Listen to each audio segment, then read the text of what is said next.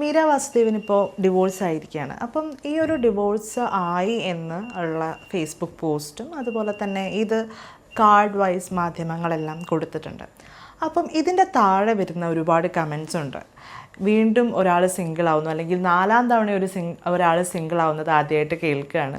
അങ്ങനെ ഡിവോഴ്സിനെതിരെ വളരെ മോശമായിട്ടുള്ള കമൻറ്റുകൾ, ഇവരെ സപ്പോർട്ട് ചെയ്ത് ആരും വരുന്നില്ല എന്നതിനുപരി ഇവരെ എന്താ പറയുക, കുറ്റപ്പെടുത്തിക്കൊണ്ട് വിമർശിച്ചുകൊണ്ട് ഒരുപാട് പേര് വരികയാണ്.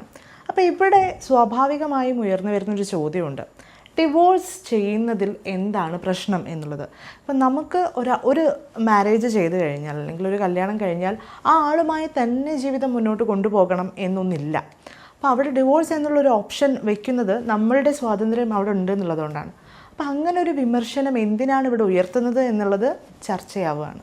അത് പ്രധാനമായിട്ടും നടിയുടെ പേജിൽ മാത്രമേ ഉള്ളൂ എന്നൊരു കാര്യം കൂടെ ഉണ്ട്. ഇതേ കാര്യം തന്നെ ഒരാളല്ലല്ലോ ഡിവോഴ്സ്ഡ് ആകുന്നത്, 2 പേരാണ്. അതേ കാര്യം മറ്റേയാളുടെ അടുത്തേക്ക് പ്രശ്നങ്ങൾ വരുന്നില്ല. ഒരു നടി വിവാഹിതയാകുമ്പോഴും അവർ ഡിവോഴ്സ് നേടുമ്പോഴുമാണ് ഇത് ഏറ്റവും കൂടുതൽ നേരിടുന്നത് എന്നുള്ളത്. ശരിക്കും ഒരു സൈബർ ബുള്ളിങ്ങിൻ്റെ വേറൊരു വേഷം തന്നെ ഇപ്പോൾ സോഷ്യൽ മീഡിയയിൽ കണ്ടുകൊണ്ടിരിക്കുന്നത്.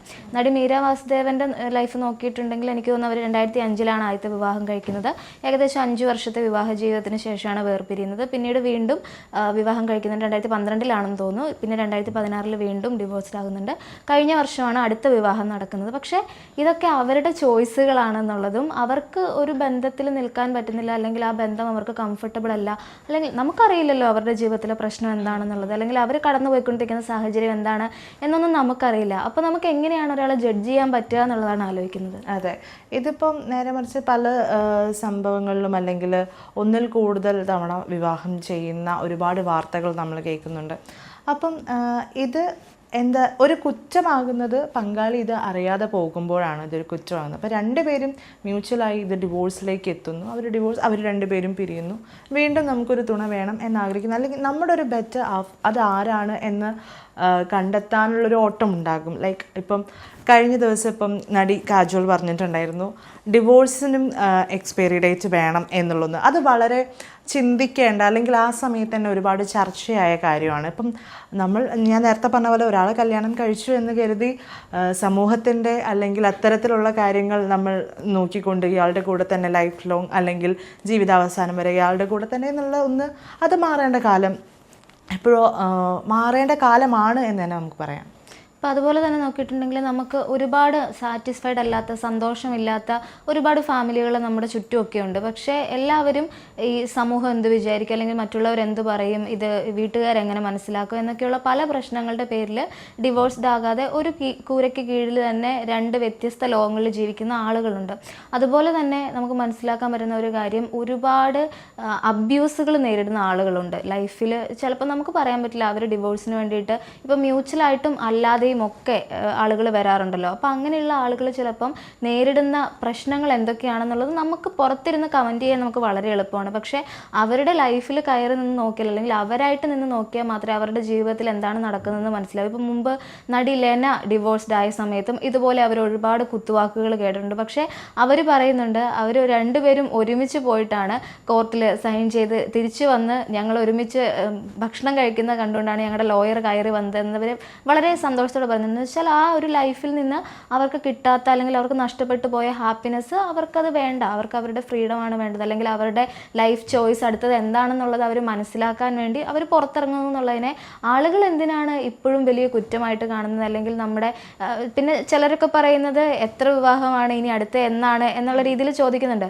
അത് ചോദിക്കാൻ ആർക്കാ അവകാശമുള്ളത്? അവർക്ക് അടുത്തത് വിവാഹം കഴിക്കേണ്ട കാര്യമുണ്ടോ, അല്ലെങ്കിൽ അവരുടെ ലൈഫിൽ അവരെന്താണ് ഉദ്ദേശിക്കുന്നത് നമുക്കറിയില്ലല്ലോ. അങ്ങനെ ചോദ്യം ചെയ്യേണ്ട കാര്യം എന്താണെന്നുള്ളത്. ആ ചോദ്യങ്ങളാണ് ഇപ്പോൾ സത്യം പറയുകയാണെങ്കിൽ നടിയുടെ അക്കൗണ്ടിൻ്റെ താഴെ മുഴുവനും അത്തരം ചോദ്യങ്ങളാണ്. അല്ലെങ്കിൽ ആ ഒരു വാർത്ത പബ്ലിഷ് ചെയ്തിട്ടുള്ള മാധ്യമങ്ങളുടെ ഫേസ്ബുക്ക് കമൻറ്റ് പരിശോധിച്ചാലും അത്തരത്തിലുള്ള കമൻറ്റുകളാണുള്ളത്. ഇനി 5ാമത്തെ വിവാഹം എപ്പോഴാണ്, 5ാമതായിട്ട് ഇനി എപ്പോഴാണ് സിംഗിൾ ആവാൻ പോകുന്നത്, 4ാമതും ഇപ്പോൾ സിംഗിൾ ആവുന്ന ഒരാളെ ഞാൻ ആദ്യമായിട്ടാണ് കാണുന്നത് എന്ന് പറഞ്ഞിട്ട് ഒട്ടനവധി കമൻറ്റുകൾ. ഒരു കമൻറ്റ് പോലും ഒരു പോസിറ്റീവ് ആയിട്ടുള്ള ഒരു രീതിയിലേക്ക് ഒരു കമൻറ്റ് പോലും വന്നിട്ടില്ല എന്നുള്ളത് സത്യം പറയുകയാണെങ്കിൽ വളരെ മോശമായി കാണുന്നതിനെ ഇപ്പോഴും മറ്റൊരാളുടെ ജീവിതത്തിലേക്ക് നോക്കിക്കൊണ്ടിരിക്കുക, അവരെന്താണ് ചെയ്യുന്നത്, അവർ ചെയ്യുന്നത് ഇതൊക്കെ സമൂഹത്തിന് എതിരായിട്ടുള്ള കാര്യമാണല്ലോ, ഇത്തരത്തിലുള്ള കാര്യങ്ങളൊക്കെ സമൂഹത്തിൽ എങ്ങനെ അംഗീകരിക്കാൻ പറ്റും എന്നുള്ള രീതിയിലാണ്. ഇപ്പം ഒരിക്കലും ഇപ്പം ഡിവോഴ്സ് അല്ലെങ്കിൽ തന്നെ മാറ്റി നിർത്തിയിട്ട് കല്യാണം കഴിഞ്ഞ 2 കപ്പിൾസാണ് എന്നുള്ള രീതിയിൽ നോക്കുക, അവരും ജീവിച്ചു പോകേണ്ടത് ഇന്ന രീതിയിലാണ്, ഇന്ന രീതിയിലല്ല അവർ ജീവിക്കുന്നതെങ്കിൽ അവർ സമൂഹത്തിനോട് വളരെ തെറ്റാണ് ചെയ്യുന്നതെന്നൊക്കെ ഉള്ള രീതിയിലാണ് കമൻറ്റുകൾ വരിക. അപ്പോൾ അത്തരത്തിൽ എപ്പോഴും മറ്റൊരാളുടെ ജീവിതത്തിലേക്ക് ഒളിക്കണ്ണുമായിട്ട് ഇങ്ങനെ ഈ ഒരു കമൻറ്റ് ബോക്സ് എപ്പോഴും ഉണ്ടാകും, അല്ലെങ്കിൽ അത്തരം ആളുകൾ എപ്പോഴും ഉണ്ടാകും എന്നുള്ളതാണ് ഇവിടെ വളരെ വേദനാജനകമായിട്ട് പറയാം. ഈ പറയുന്ന നടി മീര വാസുദേവിന്റെ പോസ്റ്റിൽ തന്നെ അവർ സന്തോഷത്തോടെയാണ് ആ പോസ്റ്റ് പങ്കുവച്ചിരിക്കുന്നത്, അല്ലാതെ അവർ കരഞ്ഞു വിളിച്ചുകൊണ്ടോ മറ്റേ കുറ്റം പറഞ്ഞുകൊണ്ടോ ഒന്നുമല്ല. നമ്മൾ മുമ്പ് കണ്ടിട്ടുണ്ട് മഞ്ജു വാര്യർ നമ്മൾ എപ്പോഴും പ്രശംസിക്കുന്ന ഒരു കാര്യമാണ്, മഞ്ജു വാര്യരുടെ ആണെങ്കിലും ദിലീപിന്റെ ആണെങ്കിലും ലൈഫിൽ അവർ പരസ്പരം ചെളി വാരി എറിയാൻ അവർ തയ്യാറായില്ല. അവർക്ക് വേണ്ടെന്ന് തോന്നിയ സമയത്ത് പരസ്പരം വിട്ടുപോരാൻ മാന്യമായിട്ട് പരസ്പരം ഒന്നും പറയാതെ അവർ വിട്ടുപോകുന്നു, അവരുടെ പ്രൈവസി അവർ കാത്തു സൂക്ഷിച്ചു എന്നുള്ളതൊക്കെ വളരെ പ്രൗഡായിട്ട് പല ആളുകളും പറഞ്ഞു കേട്ടിട്ടുണ്ട്. അപ്പോൾ അങ്ങനെ ഒരു രീതിയിൽ തന്നെയാണ് മീരയുടെയും പോസ്റ്റ് വന്നിട്ടുള്ളത്. ഞാനിപ്പോൾ സിംഗിളാണ്, ഞാൻ ഡിവോഴ്സ്ഡ് ആയി എന്ന കാര്യം അവർ അറിയിക്കുന്ന സമയത്ത് അവരുടെ ലൈഫ് അവരുടെ ഇഷ്ടത്തിന് ചൂസ് ചെയ്യാനുള്ള ആ സ്വാതന്ത്ര്യത്തെ മാനിക്കുക. നിങ്ങൾക്ക് ആ പോസ്റ്റ് കണ്ടിട്ട് ഇഷ്ടപ്പെട്ടില്ലെന്നുണ്ടെങ്കിൽ സ്ക്രോൾ ചെയ്ത് പോകാവുന്നതേ ഉള്ളൂ. ആ സ്ക്രോൾ ചെയ്ത് പോകുന്നതിന് പകരം അവരുടെ ലൈഫിൽ കയറി അഭിപ്രായം പറയാനും അവരുടെ ക്യാരക്ടർ അസാസിനേറ്റ് ചെയ്യാനും ഒക്കെ ആരാണ് ഇവർക്ക് അധികാരം കൊടുത്തിട്ടുള്ളത് എന്നാണ്. ഇപ്പോഴും ഇത് കുറ്റമാണെന്നുള്ളത് ആളുകൾക്ക് മനസ്സിലാവുന്നില്ല. ഇത്രയൊക്കെ ചർച്ചകൾ നടന്നിട്ട് കുറ്റം എന്ന് പറയുന്നത് ഡിവോഴ്സാണ്, ഡിവോഴ്സ് കുറ്റമാണ്, ഡിവോഴ്സ് ചെയ്യാൻ പാടില്ല എന്നുള്ള രീതിയിൽ. അങ്ങനെ ചെയ്യാൻ പാടില്ലാത്തൊരു കാര്യം എങ്ങനെയാണ് നമ്മുടെ നീതിപീഠത്തിൻ്റെ അണ്ടറിൽ വന്നത് എന്നുള്ളത് ആരെങ്കിലും ചിന്തിക്കുന്നുണ്ടോ? ഡിവോഴ്സ് ഒരിക്കലും ചെയ്യാൻ പാടില്ല, ഡിവോഴ്സ് തെറ്റാണ്, നമ്മുടെ പങ്കാളിയുടെ കൂടെ ജീവിതാവസാനം വരെ നമ്മൾ തുടരുക. ഈ ചിന്താഗതിയാണ് ഒട്ടനവധി ആളുകൾക്കും. ഈ ചിന്താഗതിയിൽ നിന്ന് ആളുകൾ ഇന്ന് വരെ, അല്ലെങ്കിൽ ഒരു വിഭാഗം ആളുകൾ ഇന്ന് വരെ മാറിയിട്ടില്ല എന്നാണ്. അതുപോലെ തന്നെ ആളുകൾക്ക് ഇപ്പോൾ ഒരു ഡിവോഴ്സ് വന്നു കഴിഞ്ഞാൽ അവർ വിചാരിക്കുന്ന കാര്യമുണ്ട്, അയാൾ തെറ്റ് ചെയ്തത് കൊണ്ടാണ് ആ വിവാഹം ബ്രേക്കായത്, അവളുടെ സ്വഭാവം അങ്ങനെ ആയതുകൊണ്ടാണ് അത് ബ്രേക്കായത് എന്നൊക്കെ പറയുന്ന ആളുകളുണ്ടാവും.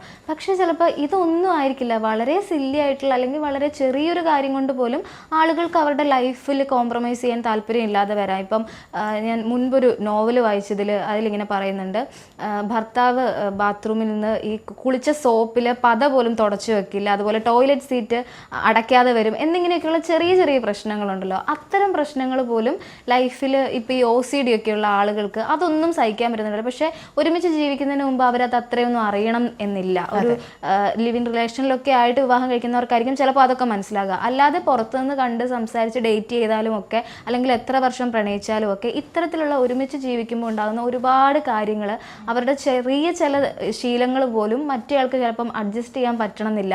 അയാൾക്കത് അഡ്ജസ്റ്റ് ചെയ്യാൻ പറ്റണില്ലെന്ന് അറിഞ്ഞാലും ഇയാൾക്കത് മാറ്റാൻ പറ്റണമെന്നില്ല. അപ്പൊ അങ്ങനെ ഒരുമിച്ച് ജീവിക്കാൻ പറ്റും. അങ്ങനെ കോമ്പാറ്റബിൾ ഇല്ലാത്ത ആളുകൾ എന്തിനു സഹിച്ച് ജീവിക്കണം? ആകെ ഒരു ജീവിതമേ ഉള്ളൂ. അത് സന്തോഷത്തോടു കൂടി നമുക്ക് ഇഷ്ടപ്പെടുന്ന കാര്യങ്ങൾ ചെയ്ത് ജീവിക്കുക എന്നുള്ളതാണല്ലോ ഏറ്റവും പ്രധാനം. ഇപ്പൊ ഈ പറഞ്ഞ റീസൺസ് എല്ലാം ചിലപ്പം ചില ആളുകൾക്ക് അതൊരു റീസണായിട്ട് തോന്നുന്നില്ല എന്നുള്ളതാണ്. അപ്പോൾ ഇതൊക്കെ നമുക്ക് അഡ്ജസ്റ്റ് ചെയ്ത് പോയിക്കൂടെ എന്നാണ്. ഇപ്പം വീട്ടുകാരോടാണെങ്കിലും നിനക്കിത് അഡ്ജസ്റ്റ് ചെയ്ത് പോയിക്കൂടെ എന്ന രീതിയിലേ അവർ പോകുള്ളൂ. ഇപ്പം ഈ സെലിബ്രിറ്റീസിൻ്റെ വിഷയം മാറ്റിയെടുക്കുകയാണെങ്കിൽ, ഇപ്പം മാറ്റി നിർത്തിയാൽ ഇപ്പം സാധാരണ ആളുകളും ഇത്തരത്തിൽ ഡിവോഴ്സ് ചെയ്ത് മറ്റൊരു വിവാഹം കഴിക്കുന്നുണ്ട്. പക്ഷേ അവരുടെ കുടുംബത്തിൽ നിന്ന് പോലും ഒരു അവഗണന നേരിടുന്നുണ്ട്.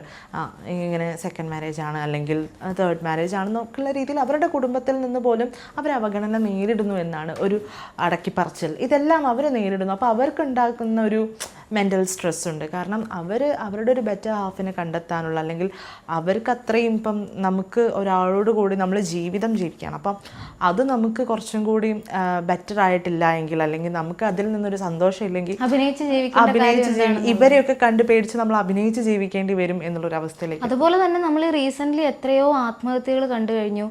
ഭർത്താവിൻ്റെ പീഡനം അല്ലെങ്കിൽ കുടുംബത്തിൻ്റെ പീഡനം, ഭാര്യ വീട്ടിലെ പ്രശ്നങ്ങൾ കൊണ്ട് ഭർത്താവ് ആത്മഹത്യ ചെയ്യുന്നത്, ഇങ്ങനെയുള്ള ഒരുപാട് ഇഷ്യൂസ് നമ്മൾ ഈ സമീപകാലത്തൊക്കെ സ്ത്രീധന പീഡനം എന്നൊക്കെ പറഞ്ഞ് ഒത്തിരി കാണുന്നുണ്ട്. അതിലൊക്കെ തന്നെ ഏറ്റവും പ്രധാനമായിട്ട് നമ്മൾ ശ്രദ്ധിച്ചിട്ടുണ്ടെങ്കിൽ മനസ്സിലാകുന്ന കാര്യം, ഇത് ഈ മരിച്ചുപോയ ആളുടെ വീട്ടുകാർക്ക് അറിയാത്ത കാര്യമല്ല. വീട്ടിലിങ്ങനെ ഒരു പ്രശ്നമുണ്ട്, വാട്സപ്പ് ഓഡിയോ ഉണ്ടാകും, ഇതൊക്കെ പുറത്ത് വരും. ഇതൊക്കെ മകൾ ഞങ്ങളോട് ഇങ്ങനെ പറഞ്ഞിട്ടുണ്ട്, അവൻ തന്നെയാണ് ഇത് ചെയ്തത് എന്ന് അച്ഛനും അമ്മയും പറയുമ്പോൾ ഇവർക്കറിയാമെങ്കിൽ ഈ മകളെ നേരത്തെ തന്നെ, അല്ലെങ്കിൽ മകളോട് ഡിവോഴ്സ് ചെയ്യാൻ പറയുക, അല്ലെങ്കിൽ എനിക്ക് പറ്റുന്നില്ല എന്ന് മകൾ പറയുമ്പോൾ അതൊന്ന് ഉൾക്കൊള്ളാൻ ശ്രമിച്ചിരുന്നെങ്കിൽ ഈ ഒരു പ്രശ്നത്തിലേക്ക് എത്തില്ലായിരുന്നു, അല്ലെങ്കിൽ അത്തരം ആത്മഹത്യകളിലേക്ക് എത്തില്ലായിരുന്നു. അപ്പോൾ ഇങ്ങനെയുള്ള ഇത്രയും പ്രശ്നങ്ങൾക്കിടയിൽ പ്രഷർ കുക്കർ പോലെ ജീവിക്കാതെ തൻ്റെ ജീവിതത്തിൻ്റെ ഹാപ്പിനെസ് കണ്ടെത്താൻ ശ്രമിക്കുന്ന മീരയെ പോലുള്ള, അത് തുറന്നു പറയാൻ ഒരു മടിയും കാണിക്കാതെ തൻ്റെ പബ്ലിക് ലൈഫിലെ കാര്യങ്ങൾ പബ്ലിക്കായിട്ട് തുറന്നു പറയാൻ ധൈര്യം കാണിക്കുകയും ഒക്കെ ചെയ്യുന്ന ഇത്തരത്തിലുള്ള കാര്യങ്ങൾക്ക് കൂടുതൽ സപ്പോർട്ട് കിട്ടുന്ന ഒരു കാലത്തേക്ക്, അല്ലെങ്കിൽ അവനവൻ്റെ ഹാപ്പിനെസ്സിന് കൂടുതൽ വില നൽകുകയും മറ്റുള്ളവർ അതിനെ മാനിക്കുകയും ചെയ്യുന്ന ഒരു രീതിയിലേക്ക് നമ്മുടെ സമൂഹം കുറച്ചുകൂടി വളരട്ടെ എന്ന് പ്രത്യാശിക്കാം. അതെ.